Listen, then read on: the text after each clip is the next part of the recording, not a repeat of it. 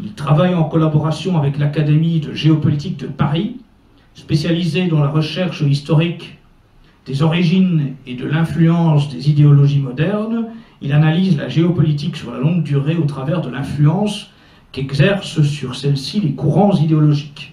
Il est l'auteur de 2 ouvrages, Occident et Islam, source et genèse messianique du sionisme de l'Europe médiévale au choc des civilisations, et les mythes fondateurs du choc des civilisations.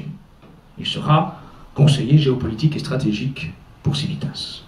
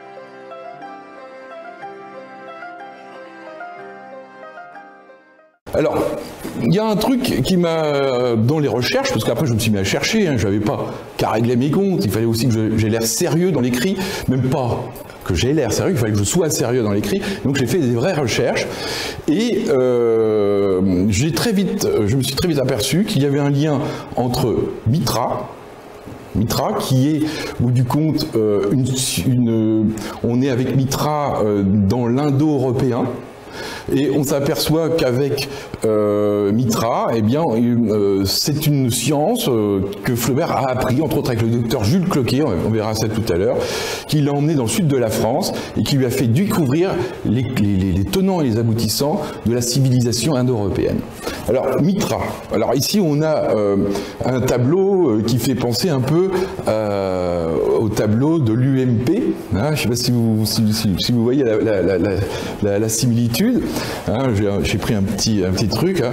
Le bleu, le blanc, le rouge. Voilà. Avec ici l'axe du soleil à midi. Hein, et qui donne effectivement cette couleur blanche qui est ici. Alors évidemment, ici c'est la nuit. Et ici, c'est le jour. Hein. D'ailleurs, quand l'initié à Mitra se baigne dans le sang du taureau, il se baigne dans le soleil qui se lève, dans le soleil levant. C'est une renaissance, attention. Donc il y a tout est lié à ça. Alors, ce culte de Mitra est associé à une science qui s'appelle la hiéroastronomie. Alors, qu'est-ce que la hiéroastronomie ? Eh bien, la hiéroastronomie, eh bien, c'est l'étude des astres par les anciens, et à travers ça, l'existence d'une divinité, du divin, dans le mouvement des astres. Et ici, eh bien, on a ça a résumé avec ce moment privilégié qui est à 90 degrés, hein, on verra à quoi ça correspond tout à l'heure, et qui résume un peu, en quelque sorte, ce qu'est Mitra. Donc, au bout du compte, hein, le drapeau français est fondamentalement indo-européen, puisqu'il va du bleu, du blanc, le blanc, l'axe du soleil à midi plein, au rouge, les couleurs de l'aube. Hein, le pays du soleil levant, chez les Japonais, c'est blanc et rouge. Voilà, blanc et rouge, donc parce qu'eux, ils négligent la nuit, hein, c'est le pays du soleil levant, il n'y a pas de ténèbres, hein, et on regarde donc le drapeau japonais, blanc, rouge. Donc les Japonais sont aussi baignés dans une culture indo-européenne. Voilà. Et donc pour le drapeau, hein, c'est pas rouge, blanc, bleu, non, c'est bleu, blanc, rouge. Donc on va des ténèbres vers la lumière.